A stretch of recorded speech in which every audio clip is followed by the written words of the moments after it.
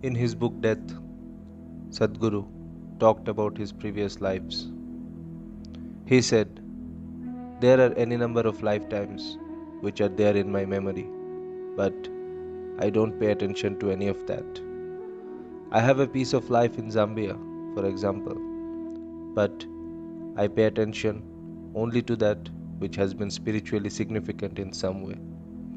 The rest of it is of no consequence. There are many things around me today which are a legacy of my past, but I have carried only those things which are of spiritual significance. Who my mother was, who my father was, who my brothers were, who my sisters were, who my children were, in all those past lives, I can pursue them very easily, but I will not. I have not paid any attention to them. Only those who were with me in spirit, not in flesh or blood, I have nurtured them. Those who were with me in flesh and blood, I leave them to the earth, because it is to the earth that they belong. In that sense, I consider only my last 4 lifetimes significant. Vilva.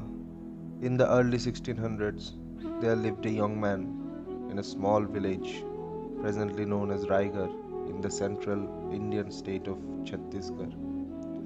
His name was Vilva. He was a tribesman who lived a wild and intense life. There is a certain tradition in India where some people called the Vudu Vudu Kush just walk through the streets, usually very early in the morning when it is still dark. They wake you up with their drum beats. Intuitively, if they see something, they will tell you. They may say, for example, that death will occur in such and such house in 2 weeks, or someone will fall ill somewhere, and so on. Generally, people paid attention to these spontaneous utterance because they were known to come true. If nothing came to them that day, they would simply sing songs in praise of Shiva. After this, they would go and sit in a temple for some time where people would go and make some offerings to them. This was a tradition within the Shiva culture, where this particular tribe of people is also involved in snake charming. Snakes and Shiva are deeply connected. Vilva belonged to a tribe like that. Vilva was deeply in love with what he was doing. These were people who lived totally, loving life for what it is. They were not the kind to accumulate anything. They had no sense of money, property, or possessions. They simply lived, and Shiva was the most important aspect of their lives. Vilva loved snakes. Mind you, snakes are generally poisonous. If you are kind of who loves poisonous creatures, you have to be a different kind of person. To kiss a snake, you must be very, very courageous. He was a person for whom love meant everything. The rest was secondary. Being alive itself was secondary. That is the kind of person he was. He was someone who could not fit in the social structure and was locked upon as a rebel. For one of the many rebellious acts he did was not respecting the prevalent caste distinction. He was put to death at a very young age by a cobra's bite while he was tied to a tree. At that time, you could not really call him a spiritual person. He was a devotee of Shiva, but during those last few moments of his life, he watched his breath. There was nothing else he could do, and breathe, watching just happen.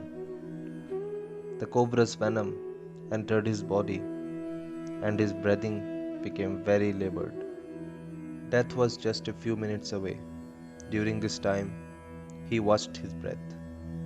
It was more of a consequence than a conscious awareness. Beaten by a cobra and left to die, he was lying face down, almost dead. Yet, he managed to be aware of those last few minutes of life. This was more out of grace rather than any sadhana. From those few minutes of breath watching, he knew spiritual progress began, which changed that person's future in so many different ways. Shiva Yogi. In his next two lifetimes, he was a very intense seeker of the ultimate nature. Shiva was his way. Both the times, he was known as Shiva Yogi. In the first life of sadhana, he died at the age of 37. He had no disease, just hunger and the intensity of his sadhana did him in. He did not die enlightened, but he died in full dignity. The second time over, he fared better. He lived up to 55 years of age. He went through heartbreaking sadhana, but still, final realization had not happened. At this point, he was bestowed the ultimate grace. Usually I don't talk about my guru. He was called Sri Palaniswami and was a being beyond proportions. That was not his real name, but he was so called because he had attained to a certain samadhi state near the town of Palani in Tamil Nadu.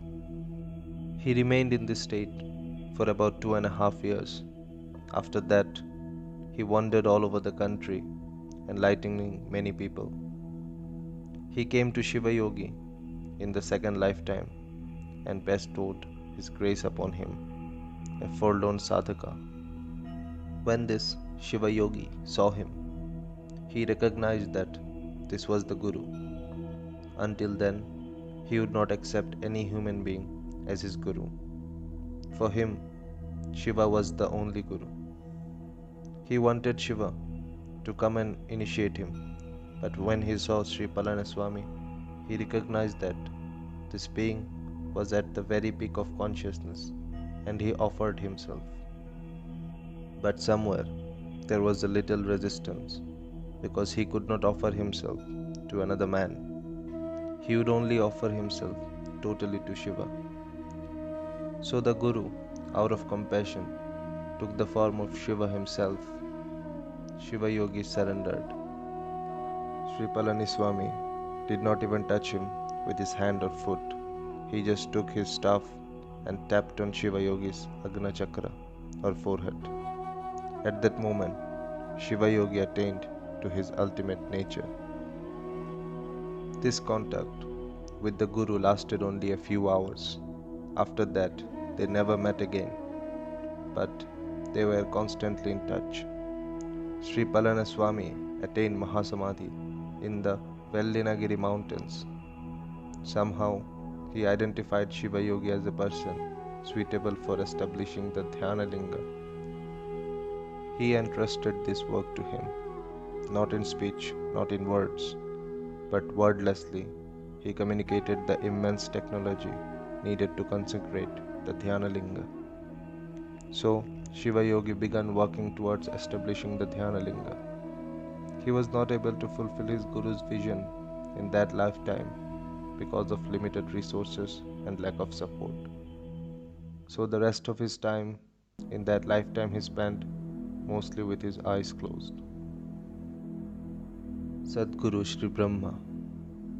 To continue the work of creating the Dhyana Linga, Shiva Yogi came back as Sadhguru Sri Brahma. He started the work towards this in Tamil Nadu. He travelled extensively in the state and established several small institutions, but his work on Dhyana Linga was centered around Coimbatore. Here, he faced a lot of social resistance from people, as the Dhyana Linga is the highest manifestation of the divine. It includes all aspects and manifestations of life. So consecrating it involved men and women in very intense processes. If a man and woman sit together, people can only think of one thing. So a lot of resistance came up and he was literally hounded out of this place. He became very angry that he could not fulfill his Guru's desire and left Coimbatore in great fury, as if on fire. Sadhguru Sri Brahma was alone. There was people here and there that had lit up, but he did not like anyone following him, so he was alone. Because he was alone, behind him there was a darkness, and it followed him and did not allow him to fulfill his purpose of his life. This is a good lesson for anyone, even such a magnificent human being as Sadhguru Sri Brahma, who could do things which are not considered human or humanly possible, could not fulfill what he came for. And it does not matter how many things you do, if you cannot fulfill the purpose that you have stood up for, that is considered as failure. Sadhguru Sri Brahma failed, and he did not like that. He did not like it one bit. So, knowing the only emotion that he knew, he got angry. He was always angry, not about anything or anyone, but anger was his vehicle for intense existence. In that anger, he started to walk in no particular direction. Seeing his fireness, no one was able to go near him except for one disciple by the name of Vibhuti, who followed him. Sadhguru Sri Brahma walked without stopping to eat, sleep, or even sit for 3, 4, 5 days. Sadhguru Sri Brahma knew he did not have that much time. He knew that because of certain karmic limitations, he would have to leave his body within next 2 years. When his head got little cooler, and when he was able to put down the shame of resentment of failure a little bit, he settled down to make some very cold calculations. From being a fiery, exuberant, don't care a devil kind of yogi, he came down to being a cold calculation, a highly pragmatic, controlled fire. He sat down with his disciple and plotted how to make the Dhyana Linga happen in the next life. Many things were decided there: who should be involved in the consecration process, where they should be born, in which womb, how and what time. He plotted every aspect that would be required. Sadhguru Sri Brahma even decided what kind of a person he should be born as, how his physical body and state of mind should be. Everything was created right there. Fundamental blueprint for the Dhyana Linga was made in that Kadapa temple. Sadhguru Sri Brahma then came back to Coimbatore for the last time. He was heading up the Velangiri mountains, which also contained his Guru's Samadhi.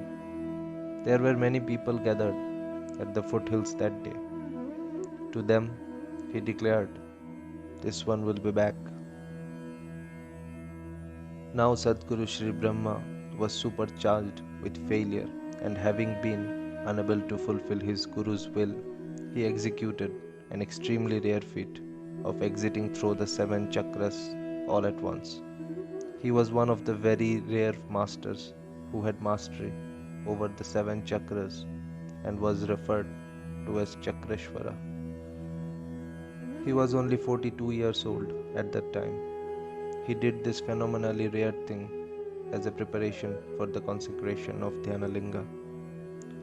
Though he knew his failure was that of mismanagement of social situations, he was certaining for himself that it was not a lapse of his own ability. Exiting the body through all the 7 chakras meant this person had complete mastery over all the 114 chakras.